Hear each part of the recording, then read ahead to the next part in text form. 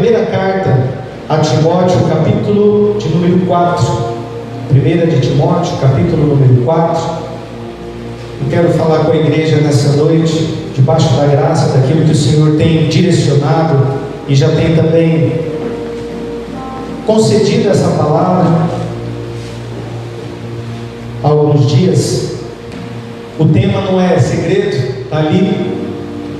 Nós vamos falar nessa noite acerca de uma doença que mata muito mais do que Covid, mata muito mais do que HN1, chikungunya, dengue ou qualquer outra doença que você possa imaginar. E essa doença, o Senhor trouxe ao meu coração de falar, de trazer para a igreja um entendimento acerca desse assunto que tem levado, né? Você pode ver naquela imagem ali, as pessoas pulando, saltando da rocha para o abismo. E a rocha nós sabemos que é Jesus Cristo. Ele é a rocha firme da nossa salvação. Amém? E nós precisamos, irmãos, manter os pés mais firmes do que nunca na rocha. Porque pode vir o vento que vier quando você está nele, pode vir a tempestade que vier.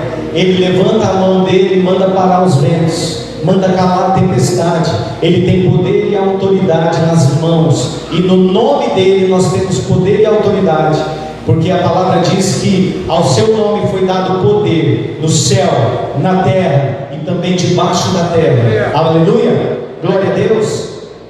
Então eu quero falar sobre a pandemia maior do nosso tempo, que Deus tem nos mostrado nesses dias. Deus vem falando através de algumas palavras e ministrações aqui, né? Falou através da pastora Nair, através do pastor Ed, até mesmo de pastores aí que estiveram nos visitando. Eu vejo, consigo discernir, visualizar, né? Ou contemplar no mundo espiritual a mensagem que Deus vem colocando ao longo das semanas, ao longo de cada reunião, de cada culto. Deus vem falando numa só direção, e eu não quero, nem posso sair dessa direção, desse alinhamento do que Deus vem falando. Amém? Então, você que abriu a sua Bíblia, eu quero fazer a leitura aqui do texto de base primeiro, e a gente vai falar um pouco sobre esse assunto.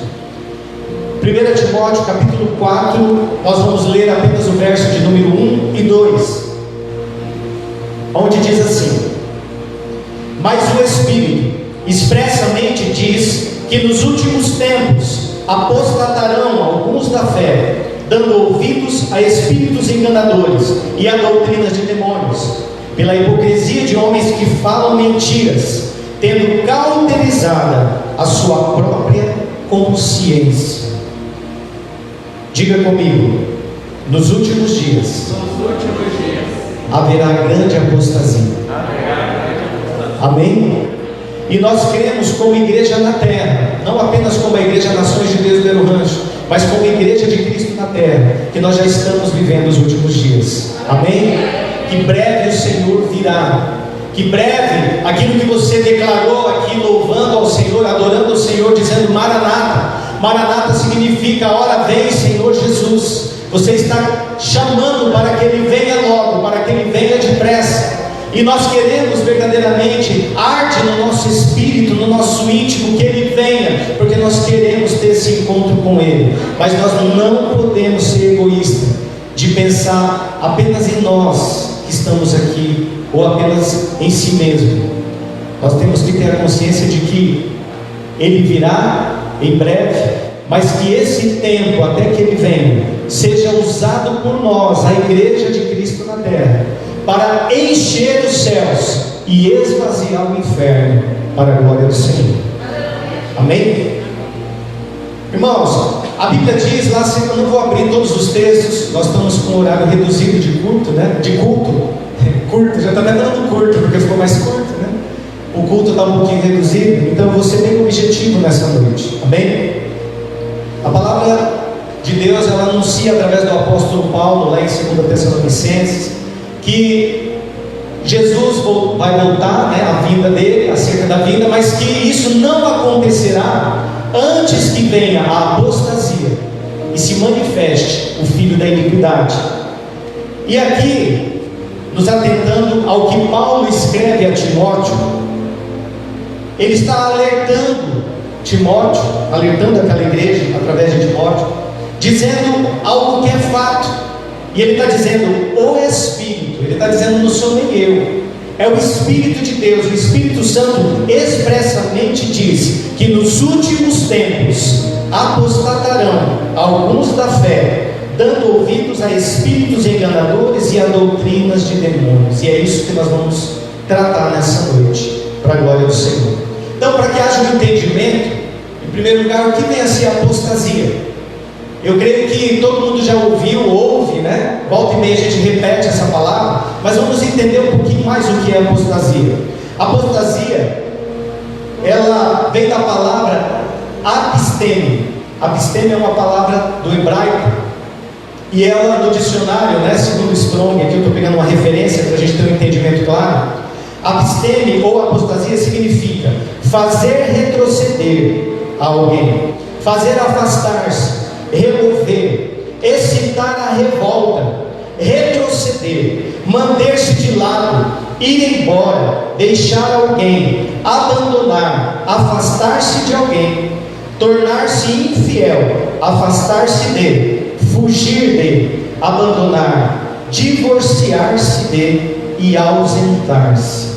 Absteme é uma palavra usada no Novo Testamento pelo menos 14 vezes, lá em Lucas, Atos, Timóteo, outros textos vão usar. Claro que a gente não tem tempo aqui para poder, né, mergulhar em cada um desses textos, porque cada um deles é um alimento, tem alimento nutritivo para a nossa vida cristã. Mas aqui em Timóteo a palavra usada é absteme, fala de apostatarão, falava de futuro, dos últimos tempos. Mas a questão é que nunca se creu tanto, nunca se acreditou tanto a igreja que estamos vivendo nos últimos tempos. E esse apostatarão que Paulo falava para Timóteo num tempo futuro, para nós hoje é tempo presente, porque o espírito da iniquidade já está no mundo, né? Esse espírito de apostasia, ele já existe, ele já trabalha há muito tempo, mas nunca se viu tamanho número de pessoas afastadas da igreja. Na verdade, a multidão dos desigrejados, e nós vamos falar um pouquinho sobre isso, a igreja dos desigrejados é muito maior hoje do que a igreja dos igrejados, ou que estão dentro da igreja. E quando a gente olha para essa palavra que Paulo cita, apostatarão da fé, está falando de um divórcio, está falando de um adultério espiritual, está falando de uma coisa muito grave, está falando de se distanciar, se afastar de Deus, se desapegar das coisas de Deus. Em alguns casos, pessoas chegam a abominar tudo aquilo que provém de Deus ou que se chama Deus. Então, apostasia ou absteme tem sentido de separação, de apartar-se, divorciar-se, trazendo um sentido definitivo de estado de deserção. Sei aqui quantos serviram o exército, ou tem noção disso, né? A gente tem aqui mais mulheres do que homens, mas dos varões que estão aqui, alguns talvez aí serviram, né, ao serviço militar. E no serviço militar, na área militar, existe o desertor, sim ou não? Quem que é o desertor? Aquele que abandona a missão, ele abandona o compromisso que ele assumiu, ele abre mão da sua responsabilidade e ele vai fazer agora a sua própria vontade. Ele estava a serviço do exército, vamos dizer, mas agora ele diz: eu não quero mais obedecer comando, não quero mais fazer esse tipo de serviço, não quero ter que acordar de madrugada, não quero ter que pagar flexão, não quero fazer nada disso, né? Eu quero fazer aquilo que me agrada. Então é um estado de deserção, de abandono premeditado e consciente da fé. A pessoa não faz isso inconscientemente, não é algo que ela é hipnotizada, vamos dizer assim, né? E ela faz sem ter consciência. Não, é consciente. Mas só que é um processo. A apostasia é um processo que começa dentro, no interior, onde ninguém vê. Por isso tem muitos apóstolos apóstatas que estão lá fora no mundo, que já deixaram a casa de Deus, a presença, a palavra, deixaram tudo, voltaram para a vida que viviam antigamente. Mas também tem muita apóstata dentro da casa de Deus, porque às vezes o processo que está acontecendo dentro ainda não chegou a externar, a aparecer do lado de fora. E quando a gente olha para esse assunto, irmãos, a apostasia, ela fala da infidelidade a Deus. Então todo apóstata, ele é infiel com Deus e é infiel com as coisas de Deus, com aquilo que Deus está fazendo na terra nesse tempo. A apostasia, ela tem características marcantes nos tempos do fim. E hoje a gente vê muitas pessoas se colocando contrários à fé, contrários à presença de Deus, contrários à palavra de Deus, né? Muitos questionadores, muitas coisas, muitas situações de pessoas apontando nele, querendo julgar aquilo que Deus está fazendo, ou aquilo que é já anunciado há tanto tempo que Deus faria. E esse tipo de atitude, ele não é novo. Essa conduta, o efeito da apostasia no meio do povo não é nada novo. Na verdade, Israel por várias vezes apostatou da fé. Se você olhar desde lá do comecinho do Velho Testamento, muitas e muitas vezes o povo de Deus se apartou de Deus, viraram ali, se tornaram, se colocaram numa posição de apóstatas. Então eles começaram a dar as costas a Deus, adorar outros deuses, buscar ídolos, fazer ídolos, né? E viver na sua própria vontade, viver aquilo que eles achavam melhor para si próprios. E cada vez que o povo se rebelava nesse sentido, apostatava de Deus, Deus levantava um profeta para ir lá e anunciar arrependimento àquele povo, ir lá e pregar para que aquele povo se arrependesse, para que não viesse mais juízo de Deus sobre eles. E esses profetas, eles então eram levantados por Deus, enviados por Deus para uma missão de trazer ou de conduzir o povo ao arrependimento, e também de fazê-los retornar, de reconduzir esse povo de volta à presença de Deus. Amém? Porque só há um único e suficiente Salvador das nossas vidas, das nossas almas. Para aquele povo, para nós hoje, só há um. Aleluia! Glória a Deus! Vocês estão comigo? Amém! E a palavra fala também acerca de falsos mestres que seriam levantados. E hoje eu estava meditando acerca dos falsos mestres também, quando eu preparava a palavra, de ontem para hoje, na verdade. E algo me ocorreu, porque sempre quando a gente traz, às vezes, ou ouve acerca dos falsos mestres, a gente remete a quem está pregando dentro da igreja, as pessoas, os pregadores, aos preletores, que estão ocupando os púlpitos aí mundo afora e pregando a palavra de Deus. E isso é correto, não está incorreto. Mas se a gente sair um pouco da caixinha, hoje existem muitos falsos mestres que não precisam necessariamente estar com o microfone na mão ou ocupando um púlpito de uma igreja. Existem muitos falsos mestres que têm levado o povo atrás de si, atrás das suas filosofias, pensamentos, mentalidades. E cada vez que um falso mestre se levanta para tirar o povo da presença, a igreja vai se esvaziando mais e mais, e o inferno enche.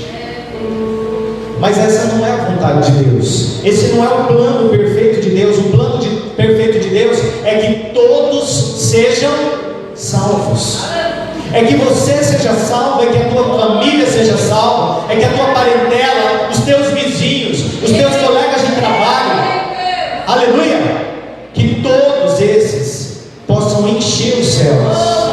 E aí sim a gente vai dizer com mais alegria ainda: Maranata, ora vem, Senhor Jesus. Estamos prontos. Uma multidão montões e montões para o Senhor levar. Está me entendendo? Amém? Então, quando a gente fala a respeito de falsos mestres, me ocorreu algo nessa tarde. O que é o falso mestre? É aquele que se coloca na posição de mestre, de ensinar, só que ele ensina coisas que não estão de acordo com a sã doutrina da palavra de Deus, não estão em acordo com a Bíblia Sagrada, com as Escrituras. E aí me ocorreu o seguinte: quem é o seu mestre? É uma pergunta para você fazer para você mesmo, porque eu me fiz essa pergunta. Quem é o seu mestre? Porque o nosso mestre, o mestre para a igreja, o Rabi, é um só, e ele chama-se Jesus Cristo. Mas quando você pergunta para si, para você mesmo aí, quem é o meu mestre hoje? Porque o seu mestre não é quem você fala que ele é às vezes, mas é quem você ouve, a quem você dá atenção, a quem você dá peso quando fala. Isso significa, igreja, que muitas vezes você está dentro da casa de Deus, e isso é para nós fazermos uma avaliação, uma análise interior da nossa conduta cristã. Muitas vezes você está dentro da casa de Deus, mas quem você tem ouvido? A quem você verdadeiramente tem dado ouvidos? Ao que é pregado dentro da casa de Deus, ou ao que as pessoas falam lá fora? Porque a este a quem você der crédito, der peso, der ouvidos, este é o seu mestre. Você está entendendo? Então, quando eu venho para mergulho na palavra de Deus, na presença de Deus, ouço a voz do Espírito, ouço o que está escrito na palavra, na Bíblia, e eu dou peso para isso, dou valor, coloco importância. Então, Jesus é o meu mestre, o Senhor é o meu mestre. Mas quando eu escuto tudo isso, e aí eu saio lá fora e lá eu estou ouvindo outras coisas, e agora eu dou peso, dou valor, dou importância porque eu estou ouvindo lá fora,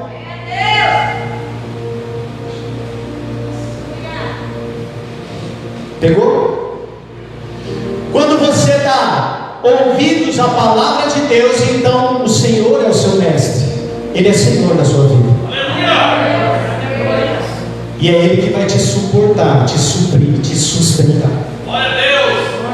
Mas quando você ouve aquilo que está sendo dito lá fora, por políticos, por artistas, por mídia, por redes sociais, por talvez pessoas próximas de você, então aí você tem que se perguntar e reavaliar: quem é o meu Senhor? Quem é o meu mestre? Porque aqui quando Paulo está falando com Timóteo, escrevendo a Timóteo, melhor dizendo, ele está dizendo: Timóteo, duas coisas para você tomar cuidado. Primeira, espíritos enganadores. E segunda, doutrinas de demônios. Diga comigo: espíritos enganadores e doutrinas de demônios. Fala comigo: eu estou fora.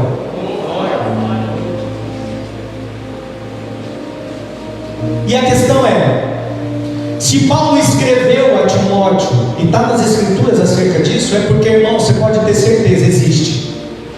Ok? Ele não está escrito por acaso acerca da apostasia, nem dessas questões. Mas vamos lá.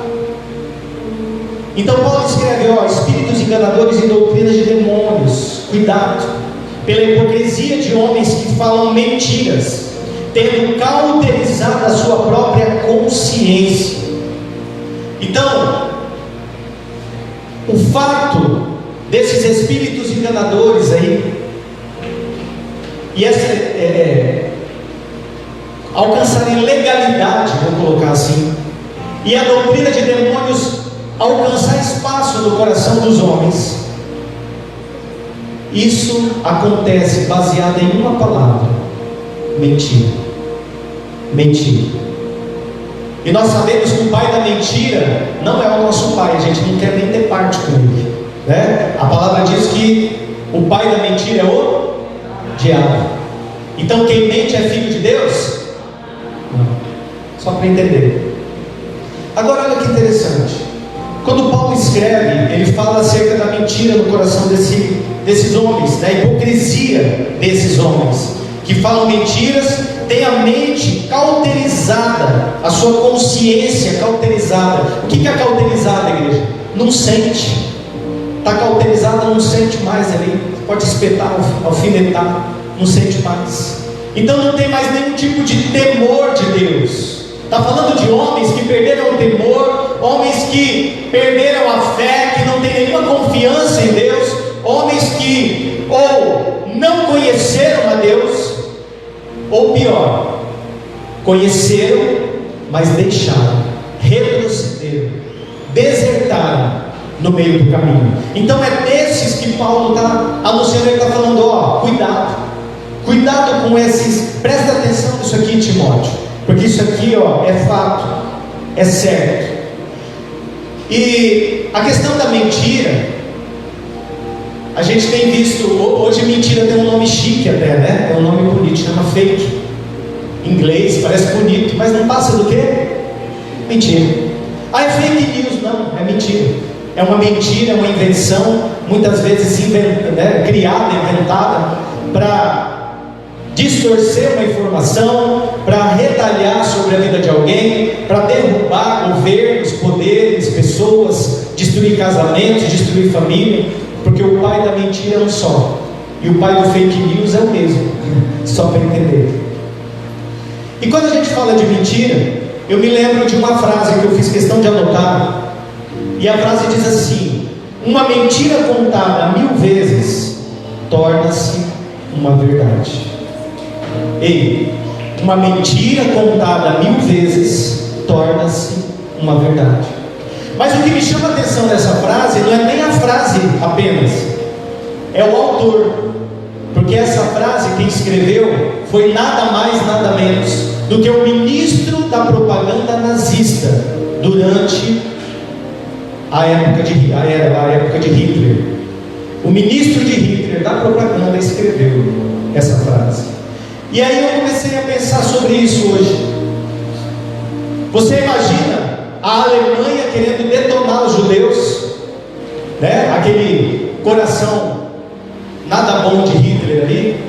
E Hitler é um bom exemplo aqui desse tipo de homem que Paulo está citando, né? Um homem que usava de mentira, tendo cauterizado a sua própria consciência. Não tem consciência. E agora, se você olhar para o tempo, né, que Hitler operou ali, matou milhões ali de judeus, a gente vai observar uma questão aqui que se parece muito com a apostasia dos dias de hoje. Porque aquilo que nasceu no coração de Hitler, ele fez campanha.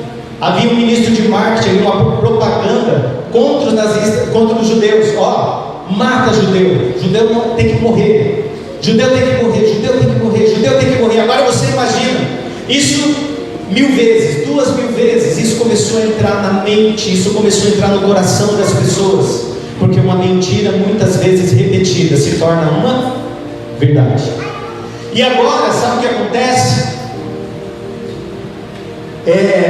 Essa mentira, ela não fica só nos adultos, mas ela começa a entrar no coração das crianças, porque o inimigo sabe que a próxima geração tem que ser conquistada já de pequeno, já de berço. Se você olhar para o histórico bíblico, você vai ver Satanás perseguindo crianças na época de Jesus, quando ele nasceu, na época de Moisés. Por quê? Porque Satanás sabe que as crianças de hoje são arma nas mãos do Senhor para o futuro, e que você, que era uma criança ontem, né, é uma arma nas mãos do Senhor hoje. Então ele vai estar sempre perseguindo, tentando distorcer o coração das crianças, tirar do caminho. Por isso a palavra diz: ó, família, pai, mãe, ensina o teu filho no caminho que deve andar, e quando crescer, não se desviará dele. Agora olha o que acontece. Algum tempo ali de operação nazista, e essa ideia agora mata o judeu tem que morrer. Daqui a pouco tem criancinha, eu imagino aqui, né? Não vivi aquela época, mas imagino eu, que daqui a pouquinho já tinha criança. Pai, vai lá, mata, ó, aquele lá judeuzinho, vamos matar. Você está entendendo o que eu estou dizendo? Eu estou pegando isso como exemplo. Por quê? Porque no nosso tempo hoje não é diferente. A mídia solta mentiras, não é segredo para ninguém. Rede social, mentira, mentira, muita mentira. Algumas verdades sim, mas muita mentira. E a questão é que uma mentira repetida muitas vezes, ela vai se tornando verdade. E você começa agora a andar numa verdade que não é a verdade, porque só existe uma verdade, aquele que é o caminho, a verdade e a vida. Mas é bombardeio dia e noite. Por isso Jesus ensinou uma coisa: orai sem cessar, para não cair em tentação. Então olha só, espíritos enganadores usam hoje pessoas que você olha e fala: puxa, eu gosto tanto de assistir ele na TV, eu gosto tanto de ver ela nessa programação. Eu não tenho nada contra a televisão não, tá? Só para deixar claro. A questão é o que está entrando dentro da tua casa, através de rede social, através de Facebook, através de Instagram, através de programas televisivos, ou através até mesmo daquelas pessoas que você sabe que não estão em Cristo, e que volta e meia você dá atenção. E aí eu vejo uma outra questão: o inimigo desde sempre, ele tem uma maneira, o diabo, querido, deixa eu falar uma coisa para você, ele não consegue criar nada novo. Em todos esses milênios, ele continua usando as mesmas armas, as mesmas estratégias, só que ele usa a estratégia do água mole e pedra dura. Sabe como que é? Água mole e pedra dura? Não tem nada de novo, ele não criou, não inovou nada, até porque Deus não deu a ele poder de criação nenhum. Ele não tem poder de criar nada. Ele, na verdade, ele apenas copia, ou tenta copiar de uma maneira distorcida aquilo que Deus fez, faz e vai fazer. Só que, olha como que o inimigo é astuto. Ele usa pessoas dentro da tua casa, pessoas dentro da tua igreja aqui, dentro da convivência, para tentar tirar você do caminho. Porque o inimigo, ele veio para roubar, matar e destruir. E não se cansa. Você cansa. Você vai dormir para descansar e ele continua agindo. Você tira férias, mas ele não tira férias.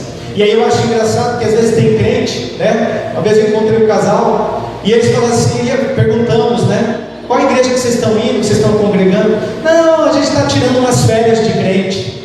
Vai tirar umas férias aí, 3, 2, daí depois a gente vai ver para onde vai, o que a gente vai fazer. Ei, você acha que o inimigo estava tirando férias de atacar a vida deles?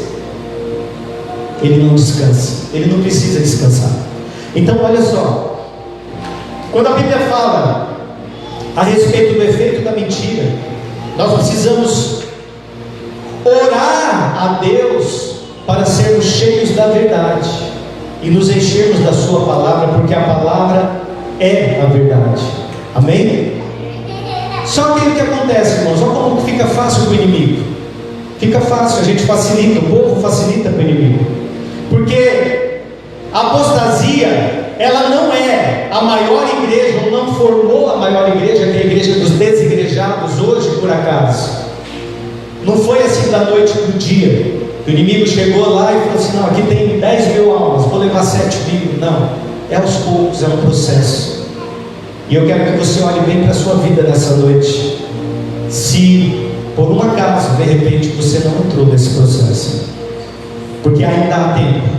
Amém? Há esperança. A igreja dos desigrejados que eu citei, ela cresce mais e mais, é a maior de todas e cresce mais a cada dia. E a gente começa a observar algumas coisas. No Éden, voltando lá no Éden, né? No pecado inicial ali, Adão, Eva, o paraíso, a serpente. Vamos voltar para lá um pouquinho, dar uma passeada no paraíso. Amém? No Éden, a gente vê uma situação que não mudou até hoje. A gente vê uma família, um casal que ali estava, E agora, o inimigo maligno, ele vem, usa do que Deus falou de uma maneira distorcida, para convencer um dentro da casa a cair com ele, e depois usa aquele que caiu dentro da casa para derrubar o outro. Está dando para entender? Estou falando de uma maneira bem resumida, porque o nosso tempo é curto. Mas olha só, a serpente, o inimigo, ele usa de astúcia, convence a mulher a comer do fruto proibido. Ele usa das artimanhas dele, ele usa inclusive, né, a própria palavra que saiu da boca de Deus. E ele disse para a mulher: foi isso que Deus disse? Vocês não pode comer de nada, pode comer de tudo. Ele começou a questionar, ele começa a distorcer. Ela fala: não, peraí, o que Deus disse é que a gente pode comer de tudo, menos dessa aqui. Aí ele começa a trabalhar a cabeça dela. Creio eu que isso não aconteceu num só dia. Creio eu que ele ficou ali de tempo em tempo, visitando, argumentando, porque ele é astuto. Água mole, pedra dura. Até o momento que ela cedeu e comeu. Agora, aquele espírito enganador, maligno, na vida da mulher, é isso que eu quero que você entenda. Na vida de Eva, ela é usada como instrumento do maligno para tirar Adão da presença do Pai. Você está entendendo? Não pense que na tua casa, na minha casa é diferente. A maneira como ele age. Ele tenta tirar a paz de um, colocar intriga, colocar ofensa, colocar uma divisão, colocar uma situação qualquer, para derrubar um. E depois que ele derruba esse um, ele encontrou legalidade. Então agora ele pode usar a boca dele ou dela para tirar você, para tirar o outro da presença de Deus. E é por isso, e é aí que começa o processo da igreja crescer, dessa pandemia que é maior do que todas as pandemias, que é a pandemia de desigrejados. Um vírus muito mais maligno, muito mais mortal do que qualquer outro. Algumas pessoas, às vezes eu estou conversando e elas dizem: não, o vírus está matando. Sim, eu não estou dizendo aqui que não existe, é real. Tem que se cuidar, sim, tem que se cuidar, tem que vigiar, tem que tomar os cuidados e tudo. Mas o que eu quero trazer à tua consciência nessa noite, irmão, é que a morte terrena, ela é fato para todos. A questão é, e o que vem depois? Paulo dizia assim, para mim, o viver é Cristo, e o morrer é lucro, é ganho. E aí é interessante porque a gente observa muitos crentes, muitos cristãos, que se você fala assim, você quer que Jesus volte? Quero. Você quer encontrar com Jesus? Sim. Então tem que morrer. Não, morrer não. Morrer eu não quero. Mas você quer encontrar Jesus? Quero. Então tem que morrer. Porque até Jesus, para encontrar o Pai, passou pela morte. Então, essa questão da morte eu não quero aprofundar nela aqui. Isso daí é uma pregação inteira só sobre esse assunto. Mas a gente tem que ter noção de que a palavra de Deus, ela deixa algumas advertências, alguns alertas, né? Mateus 10:28 está escrito: não temais os que matam o corpo e não podem matar a alma, temei antes aquele que pode fazer perecer no inferno a alma e o corpo. Eu sei que é natural sentir medo nesses dias, talvez, da morte natural, mas ela é fato. Sabe o que me preocupa muito mais? É quando esse dia chegar para você e para mim, para onde nós iremos. Porque que o dia vai chegar. Outro dia eu estava conversando com o vizinho, tio da Letícia, e ele dizia assim: todo mundo pode morrer a qualquer momento. Até o pastor pode estar pregando, eu posso estar pregando aqui no púlpito e morrer aqui, dar uma parada, dar um negócio, chegar dar um tiro. E eu disse para ele, ele todo entusiasmado, querendo jogar até para cima de mim ali no meio do assunto. E eu disse: amém, irmão, você está certinho. Todo mundo vai morrer. A questão é, e depois? E depois? Irmãos, é tempo de nós nos firmarmos como nunca antes sobre a rocha firme. A palavra ensina que um homem sábio, um homem inteligente, um homem prudente, ele foi e construiu a sua casa sobre a rocha. Vieram os ventos, as tormentas, as tempestades, investiram contra ela e nada aconteceu. Mas um outro insensato construiu a sua casa sobre a areia, e vieram os ventos, as tempestades, e a casa dele foi abaixo. Eu não sei o que você tem buscado para a sua família, para o seu casamento, para os seus filhos, para a sua vida, mas eu quero dizer para você: só aqueles que perseverarem na rocha até o fim tem a oportunidade, a possibilidade de vida eterna, de salvação. Porque a palavra também diz que se nós buscarmos as coisas somente para essa vida, nós somos os mais miseráveis de todas as criaturas. Aquilo que a gente faz aqui é pensando aqui, mas é pensando mais ainda na eternidade, porque o tempo de eternidade é muito maior do que o pouco que nós vivemos aqui. Amém? Diga comigo: Senhor Jesus, firma nessa noite os meus pés no Senhor, que é a rocha firme da minha salvação. Amém? Então, irmãos, eu começo a observar acerca desse assunto, a questão da apostasia que já é instalada. E a gente vai começar, eu quero colocar aqui alguns, vou chamar de sintomas desse mal, que talvez esteja na tua vida, que talvez esteja na vida de alguém próximo a você, e que seria muito bom poder identificar a tempo de se arrepender e ser reconduzido à presença do Senhor. Amém? O maior sintoma que a gente pode citar, tem vários, tá? Não vou citar todos não, peguei algumas coisas, mas o maior sintoma que a gente pode citar como sintoma da apostasia nesse tempo é o conformismo, se conformar com esse mundo, se conformar com esse século. A palavra de Deus, o próprio apóstolo Paulo, quando ele escreve a Romanos capítulo 12, ele diz: não vos conformeis com esse século, com esse mundo. Não vos conformeis, mas transformai-vos pela renovação da vossa mente, pela renovação do vosso entendimento. Sabe o que Paulo está alertando? Ei, não é para se conformar.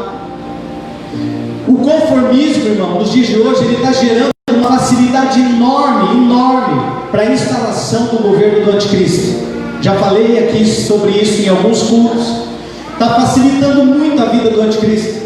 Quando ele surgir, o ambiente está sendo criado, está ficando propício, porque todo mundo se conforma com tudo o tempo todo, sem questionar ou julgar ou avaliar: é bíblico, não é bíblico, condiz com o que Deus quer ou não condiz com o que Deus está fazendo, com o que Ele não está fazendo. Então, toda vez que você, alguém se conforma muito rapidamente, muito facilmente, já vai concordando com as coisas estabelecidas pelo mundo aí fora, que distorcem os valores, os princípios estabelecidos por Deus, que quebram, transgridem as leis de Deus, caiu em apostasia ou está a caminho de cair. Outro sintoma: o Evangelho perde a sua verdade. O Evangelho é a verdade de Deus. Amém? Conhecereis a verdade e a verdade vos libertará. Só que agora, a mentira, como eu falei antes, pegando um ganchinho, a mentira que é dita tantas vezes lá fora se tornou verdade, e entra, vai entrando, vai penetrando mente, coração. E agora eu começo a falar inclusive daquilo que está cheio no meu coração. A palavra diz: a boca fala do que está cheio o coração. Você conversa com uma pessoa 5, 10 minutos, se você está em Cristo, está alinhado com a palavra, com a verdade do Senhor, você conversa com uma pessoa 5, 10 minutos, você já percebe: meu Deus, tem que orar por esse aí, tem que orar por essa aí, porque a verdade estabelecida dentro já não é mais a verdade, mas é uma verdade criada por uma mentira ouvida repetidas vezes. Então, quando o Evangelho perde a sua verdade, quando a pessoa começa a questionar o Evangelho, questionar aquilo que Deus estabeleceu desde sempre, começa a colocar em xeque: será que isso aqui é? Né? Sabe aquelas coisas que você conversa com o incrédulo e ele começa a lançar: mas a Bíblia é escrita por homens, será que foi Deus que inspirou? Mas será que isso vem de Deus? Foi um homem aqui, Timóteo, foi que é Paulo. Então isso já é sintoma de apostasia. A pessoa começa a atacar o Evangelho, a atacar a verdade, a distorcer, usar em favor próprio, usar inclusive para ganhos.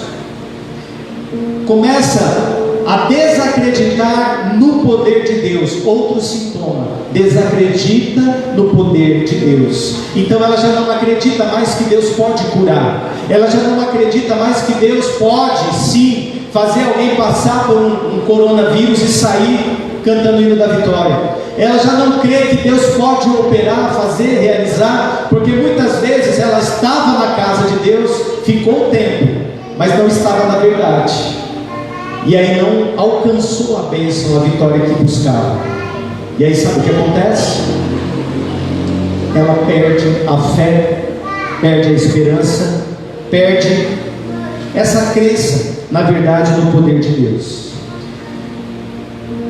Essas pessoas também têm uma outra característica: elas são as primeiras, presta atenção nisso, um outro sintoma, é o primeiro a parar, é o primeiro a dizer: não vou parar. Tem uma coisa que se tem uma coisa, quando eu ouço um crente dizer assim: eu nunca vou sair dessa igreja, eu nunca vou sair daqui desse lugar, quando Deus me der um emprego, me der um trabalho, eu vou ser o maior dizimista dessa igreja. Essas coisas me preocupam, geram preocupação, porque já não é a pessoa, porque essas palavras não provêm de Deus, porque a Bíblia diz: aquilo que dá a mão direita, a esquerda não precisa saber. Aquilo que você quer fazer para Deus, faça para Deus, e que só Ele tome conhecimento. Então quando eu ouço essas coisas eu fico preocupado, porque no meu histórico de 25 anos de caminhada, todas as vezes, sem exceção, que eu ouvi alguém dizer: eu vou ser o maior dizimista, a hora que ele encontrou um emprego, ele sumiu da igreja. O outro que dizia: nossa, essa aqui é minha igreja pro resto da vida, eu nunca vou sair daqui. Semanas depois, cadê o irmão? Sumiu. Até porque o inimigo que ronda ao nosso derredor fica esperando você liberar palavras para que ele possa usar contra você mesmo. Então aprenda a frear a tua boca. Amém? Encerrando aqui, partindo já para o encerramento, para o desfecho. Férias de crente não existe, irmão. Você pode tirar férias até da presença, da casa de Deus, mas o diabo não tira férias. Desde o Éden ele age da mesma maneira. E quando ele age, ele consegue encontrar lugar, legalidade na vida de um crente dentro da igreja, ele age como agiu Alexandre. Texto de 2 Timóteo, capítulo 4, versos 14 e 15. Olha o que Paulo está dizendo para Timóteo. 2 Timóteo 4, 14 e 15. Ele está dizendo assim: está dizendo para Timóteo: Alexandre o latoeiro causou-me muitos males, o Senhor lhe pague segundo as suas obras. Tu, Timóteo, guarda-te também dele, porque resistiu muito às nossas palavras. Olha o alerta de Paulo para Timóteo, dizendo: cuidado, não é porque está dentro da igreja, não é porque está cultuando, que está alinhado com aquilo que Deus está fazendo e movendo. Então nós temos que amar sim, tratar bem e tudo mais, mas não deixar de ser prudentes, de deixar de ser vigilantes. E aqui Paulo está alertando: cuidado, porque o espírito de apostasia entrou no Alexandre aí, cuidado com o Xandão, porque ele me causou muitos problemas aqui, muitos males. É um alerta. E aí, sabe o que Paulo vai fazer? E eu vou fechar com isso, devido ao tempo também. Ele vai dar 3 conselhos a Timóteo. E é esses 3 conselhos que eu quero deixar para a sua vida, para você levar, meditar e tomar para si. Amém? Amém? Glória a Deus. Olha o que Paulo aconselha a Timóteo. Em 1 Timóteo 1, 18 e 20, Paulo diz assim, conserva a fé e a boa consciência. Diga comigo, conservar a fé e a boa consciência, a qual alguns, rejeitando, fizeram naufrágio na fé, e entre esses foram Himeneu e Alexandre, os quais entreguei a Satanás, para que aprendam a não blasfemar. Sabe o que Paulo estava dizendo? Esses aí, desisti deles, entreguei para Satanás, Deus que tome conta, Satanás que, porque não achei mais jeito. Sabe aquela pessoa que você vai e explica, aí você vai e conversa, aí você leva mais 2 ou 3, tenta trazer em alinhamento, mas não tem jeito. É esses dois aqui, é isso que Paulo está falando. Segundo, evita os falatórios profanos. Diga comigo, evita os falatórios profanos, porque produzirão maior impiedade, e a palavra desses roerá como gangrena, entre os quais são Himeneu e Fileto, os quais se desviaram da verdade, dizendo que a ressurreição era já feita, e perverteram a fé de alguns. Está lá em 2 Timóteo 2, 16, 18. Então olha só, o que ele está dizendo aqui? Evita falatórios profanos, evita falar aquilo que não edifica, evita usar a tua boca, da ocasião do inimigo, usar a tua boca em acusação, porque nós já temos um acusador, não precisa de mais. Nós já temos um opositor, não precisa de mais. Então não empresta a tua boca ao maligno, não deixa sair, a Bíblia diz assim, que não tem como sair de uma mesma fonte água doce e água amargosa, ou vai ser uma coisa ou vai ser outra. Então hoje é noite de nós olharmos para a fonte aqui dentro. Qual que é a fonte que está aí dentro? Quem tem sido o mestre aí? Quem tem sido o Senhor aí? Quando você abre a tua boca, tem edificado, ajudado as pessoas a virem para a presença de Deus, a se libertar, a crescer. E o terceiro ponto, no qual eu vou finalizar: guarda o depósito que te foi confiado. Diga comigo, guarda o depósito que me foi confiado.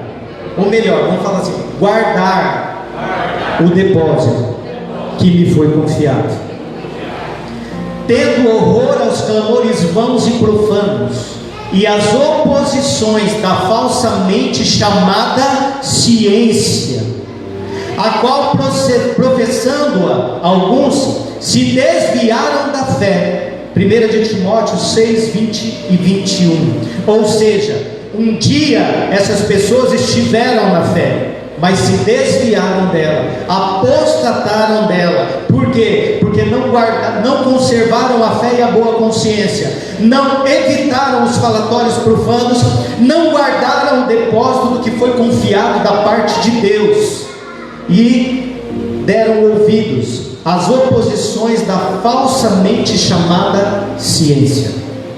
Cuidado com o que a ciência diz. Tem muito jogo de interesse por trás, nesse tempo, nesses dias. E se você procurar, você vai achar muitas verdades. Amém? E o povo de Deus tem que estar atento. Mansos como a pomba, mas prudentes como a serpente, diz a palavra do Senhor. Amém? Então, em nome de Jesus, conserva o que precisa ser conservado, evita o que precisa ser evitado, e guarda o teu depósito mais excelente, porque Deus quem deu, em nome de Jesus.